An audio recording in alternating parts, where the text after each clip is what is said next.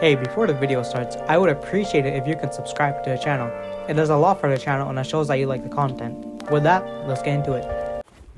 This video is a sort of continuous to the last video about the Teeqo situation, but mostly about what Faze Rain and Faze Blaze had to say during their reaction to the video. First we'll start with Rain and then we'll do Blaze's reaction. I'll put a timestamp on screen if you want to know when Faze Blaze section starts. Well, before we start, there were a few small things that people said or things that I missed. For example, Face Swag said on his video in the comments that this is everything before him, so he really can't say anything. Rug says on Twitter that he hopes everything goes his way. And Banks says that he hasn't ran Faze in a while or made any significant money out of it or sold the share. Saw some replies that Teeqo gave on his Twitter. Someone asked a question about it. Why didn't he leave during the Tifo thing? And he said that he grew up with the brand. He grew up doing it, and he moved across the country for it. He had hopes and were told things would change and get resolved, and he always wanted to work it out. But it turns out he wasn't important enough for it. He joined Faze when he was around 16. I think he's around 28 right now. And he spent half his life in Faze, which is I think about 12 years, give or take, being in half. And, it's a difficult decision to, just remove yourself from it, even though you know that if you do, it's going to be better if you do it. Rain said that Teeqo was one of the few people who actually did care about the brand. He didn't know about the whole, how he was in the same contract as Tfue. And Rain also talked about how he was in the same situation with the photo shoots, where Faze made all that money off of him and didn't even give him a cent from it. Teeqo talked about how he was an owner, and Rain goes on to say that they were a bit disconnected. We were owners. We had a larger share of the company because we were the owners, but they didn't care about us either. He says, why do you think I had to do all that if they would just listen to me? Which was, basically going on all those rants where people thought, he was on drugs. And I think a portion of it, he was on drugs, but he was just saying the truth. Rain talks about how he understands how he feels and that how much of a mental toll it's actually taking on him. Rain also talks about how if they had made the Faze union a few years ago, none of this would have happened and they would actually be leaders since they're the owners. But instead, in the world that we live in right now, the people who make the company don't actually do anything or make any executive decisions. That all goes to the CEO and the corporate side of Faze. And in my honest opinion, I think that the video that he made will turn into a domino effect. It started with Rain, and now he was openly up and trying to defend, everyone. To him basically being called someone crazy. You have Teeqo, who, hasn't been influenced by the effects of drugs, right? And people are willing to listen to him. And, people start to hear what Teeqo's been saying, and they realize that what Rain has been saying isn't so far-fetched. Because Teeqo was a respected member from the beginning. He's talked about all these sorts of problems, and he's trying to keep it honest. Teeqo's been, committing years of his life to Faze, so that now people are willing to listen to what he has to say and what Rain has to say. So I'm gonna guess within the month, or by the end of next month, there's gonna be at least one more person who exposes Faze, because with all of this information that we're getting, there has to be one more person who thinks the same and that they want to see change. Now we're going to see what Blaze had to say on the situation. He points out that people think that Faze is run by the members, the core members, right? But in reality, he says it's far from it.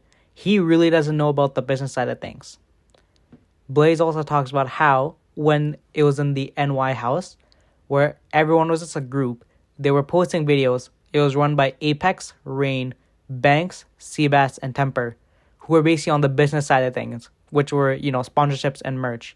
He talks about how someone took control of the house near the end of the NYC house era, which was, I think, the first CEO, and that person was linked to the Prince of Norway.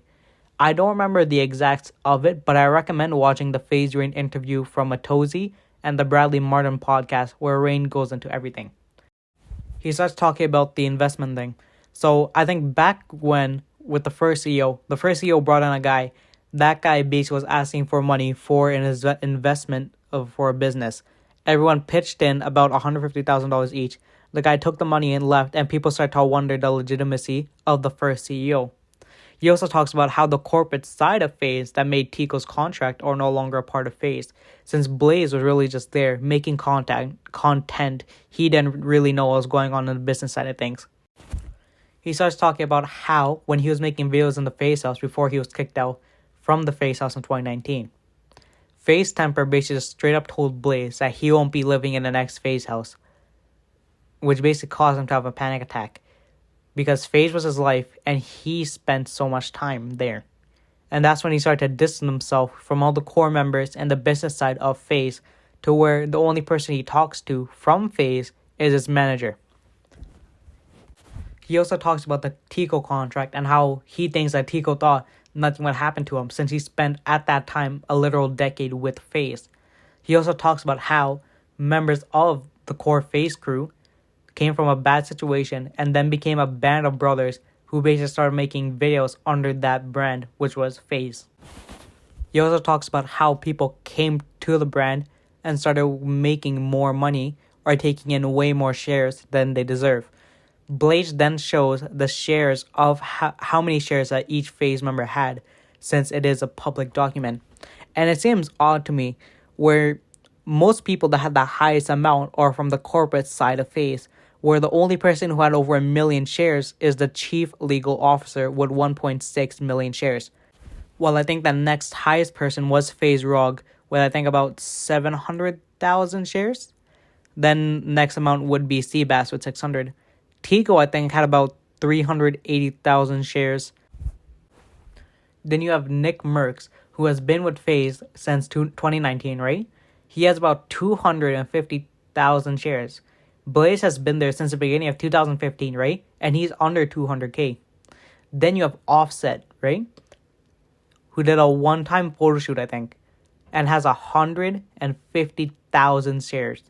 And I haven't seen anything that Faze has done with Offset since. There's probably a lot more members who have less shares than Offset, but who have been with them longer.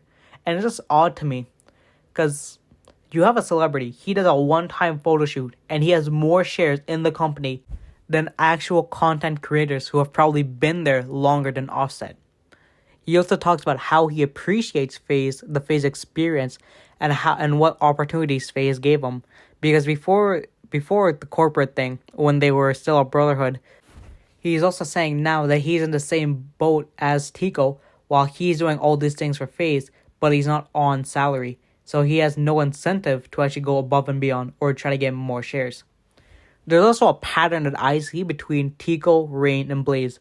They all love the brand very much, right? As much as they can. But the only thing that they really hate is the corporate side of it. They spent years with nothing and just, try to come up to now people on the corporate side profiting off of the fruits of labor that they spent. Now, when I was researching this, right, or watching videos of it, I saw a post that Keemstar made, which I agree on. Faze has a foster of a new small wave of content creators. Stop dumping monies onto celebrities and esports and focus on cultivating organic culture. Esports did not build Faze. Celebrities did not build Faze. Faze was built by gaming YouTubers and streamers. And he's right. Faze was a gaming group at that time everyone wanted to be a part of. And slowly, the narrative changed from a brotherhood to a corporate business that now basically just promotes celebrities to just promote their things, which was, sweaters, clothing brands, and merch. And now, they're a business now, right? So they'll do everything and anything to whatever to do to make a profit, even if it's scummy, which is, if you remember from the last video, Faze, Teeqo, and his merch and how they wanted 20% of it. Blaze also says that he sent a message to Adapt, basically saying, we should come together to make it what it was before all the corporate stuff, going back to the brotherhood, basically. But Blaze thinks that, it won't work out because now everyone has their own agenda. People don't talk to each other as much or support the brand. Blaze wishes that they stuck together and then take advantage of. But you know what happened, and now everyone's just going to do their own thing.